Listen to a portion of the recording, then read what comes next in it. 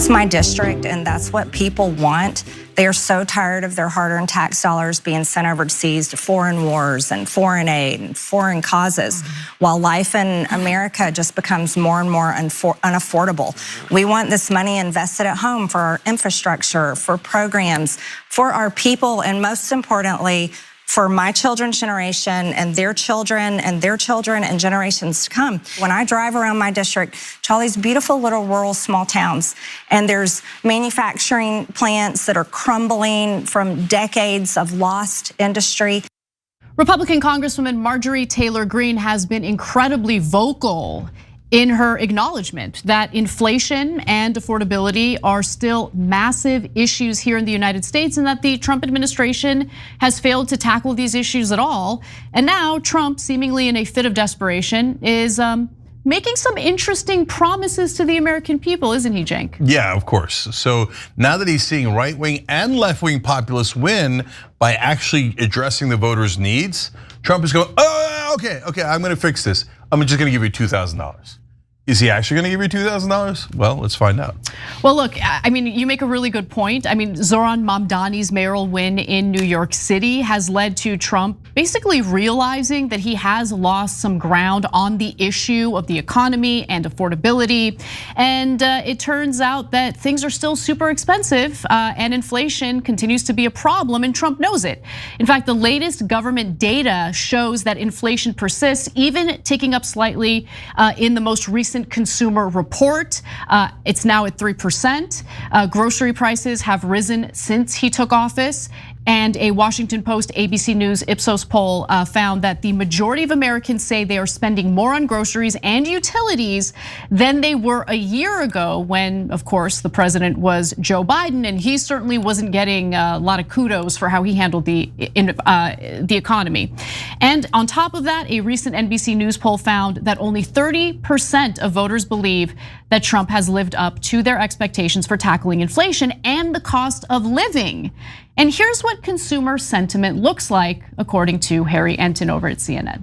According to the University of Michigan, we are dealing with the worst ever view of current conditions dating all the way back since 1951. This is record-breaking in the way you don't want to be breaking records. And get this, Kate, it is down 30%. Consumer sentiment of current conditions down 30% from January, when Donald Trump took office. How much are they blaming this on President Trump? Yeah, it would be one thing that President Trump could ignore it if folks weren't blaming him for it. But take a look here. Trump's policies have worsened economic conditions in America. Look at this. We're dealing with a super majority here. We're talking about more than 3 in 5 Americans, 61%. Not a good look, and President Trump knows it. In fact, Trump called affordability a new word. No, come on. Is it? Come on, guys. Is it? Come on. He once, I swear to God, you could look it up. He once claimed he made up the word fake. That it's his invention, he added it to the English language. There was also something new today. He said, nobody knows what magnets are. Anyway, that's a tangent. Let's move on. Let me give you the rest of that graphic there. So Trump called affordability a new word and said that Republicans had not talked enough about it. He then blasted it as a con job by Democrats. Eventually, he declared, I don't want to hear about the affordability. But in reality, Trump has mentioned the word affordability as much in the last week as he has in the past 9 months. That's really telling you something, especially when it comes to his priorities.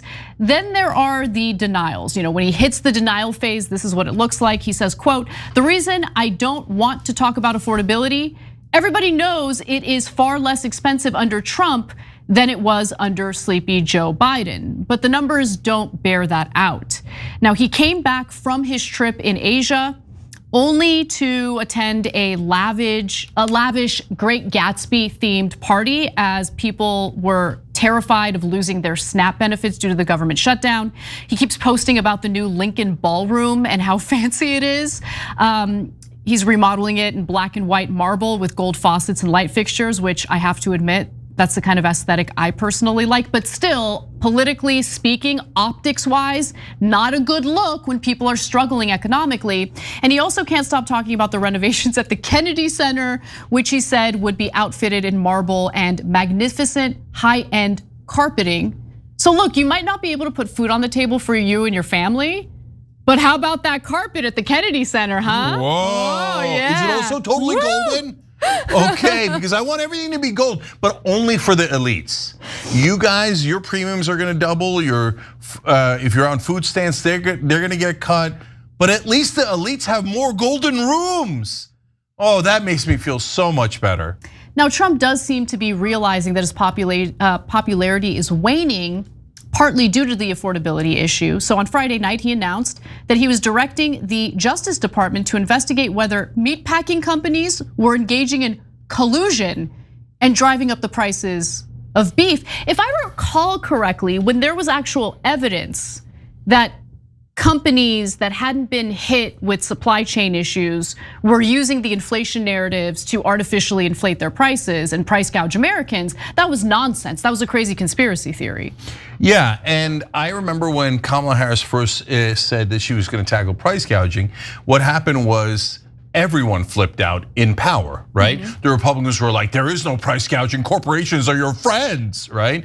And then mainstream media freaked out. This sounds socialist and terrible. What do you mean price gouging? You're trying to do something about affordability, you monster, right? And what did she do? Being the coward that she is, she withdrew that policy basically. She had Mark Cuban go all over cable news and go, I didn't mean it, I didn't mean it. Beloved corporations, I bow to you, right? Now look, when it comes to the meatpacking industry, I looked into this very briefly, so I could be wrong, but I haven't seen any evidence of them price gouging.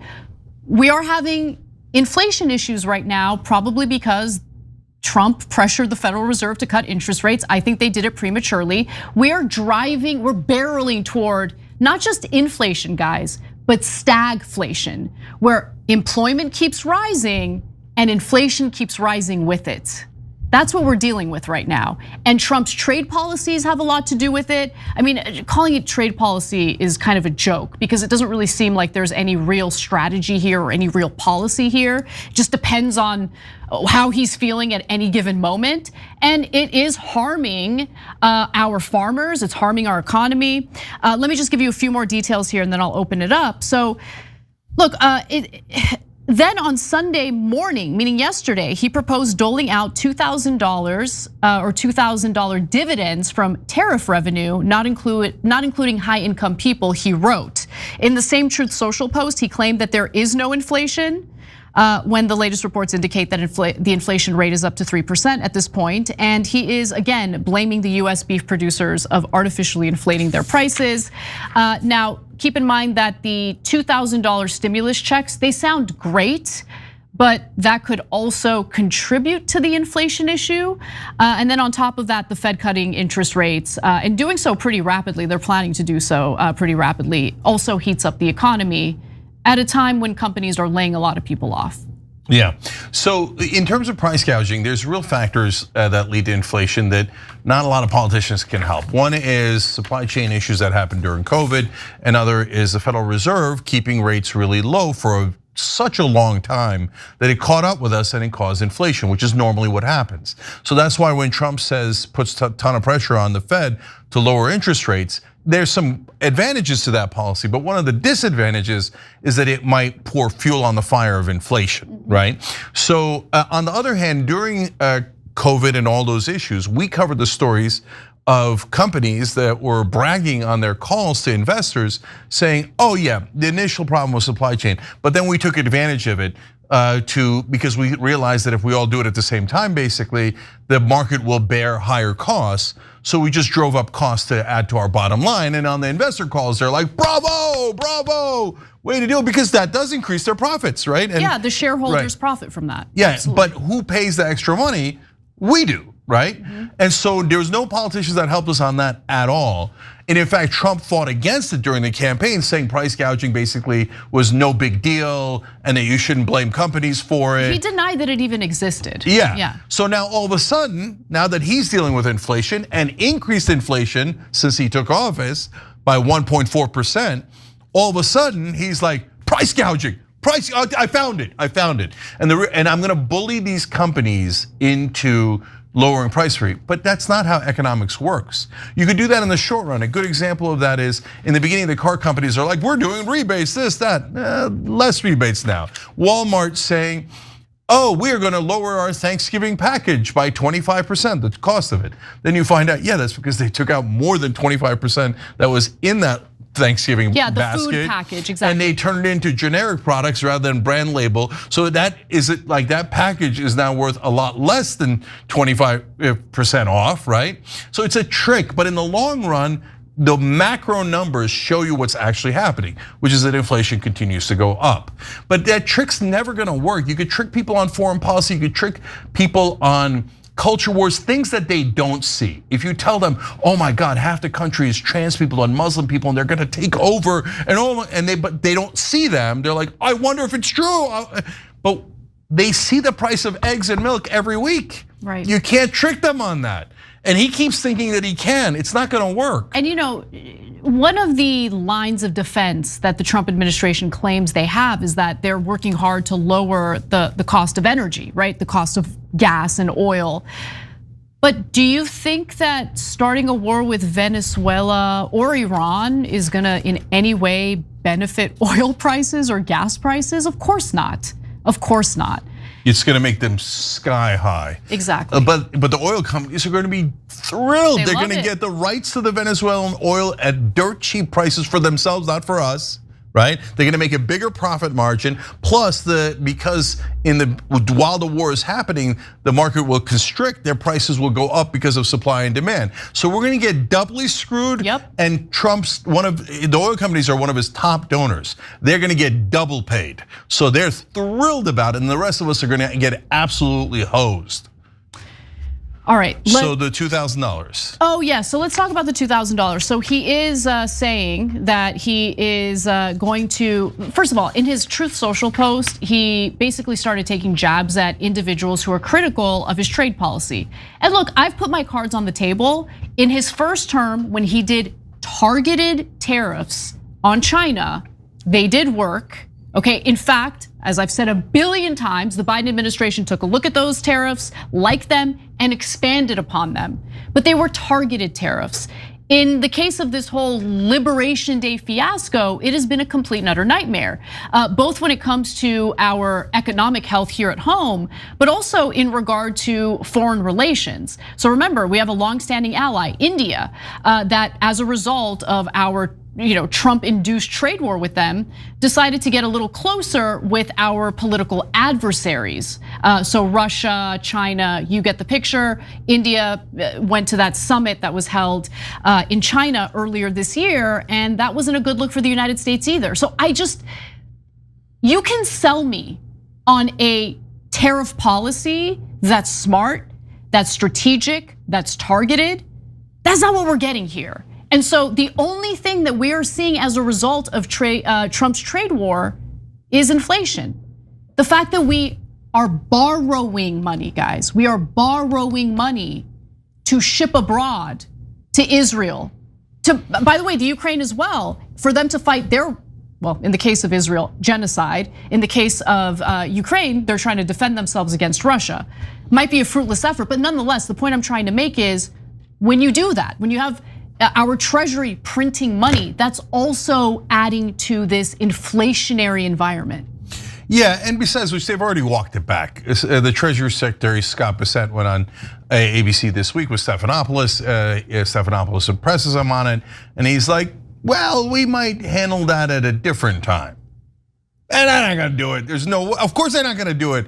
They don't have that much money. It's just a same old rhetorical trick that Trump uses every time. Whenever he's cornered, he's like, oh, I'll give you money. I'll give you 2,000, I'll give you 5,000, I'll give you this, I'll give you that. It's a classic con man thing to try to get out of a tight place. Okay, by the way, let's find out. And if you're a Trump voter out there and you're a little skeptical of us, let's all see if we get $2,000 checks, okay? And if we do, and he gives it to all Americans minus the rich, right? And it really does come from the tariff money, it doesn't put us into further debt, then I'll give him credit and say that I was wrong. But you're gonna see, he's not gonna do that. His second official came out today. And he's like, yeah, less so. We're looking into it. That's when they have an unrealistic Trump idea that would bankrupt us, and they know they're not going to do it, but they don't want to lie 100%. They only want to lie 95% on it. Yeah. I'm old enough to remember when the American people were promised Doge stimulus checks from all of the savings from federal government cuts. Yeah, where are those? Yeah. Well, we know where they are. They don't exist. Every time you ring the bell below, an angel gets his wings. Totally not true, but it does keep you updated on our live shows. Every time you ring the bell below, an angel gets his wings. Totally not true, but it does keep you updated on our live shows.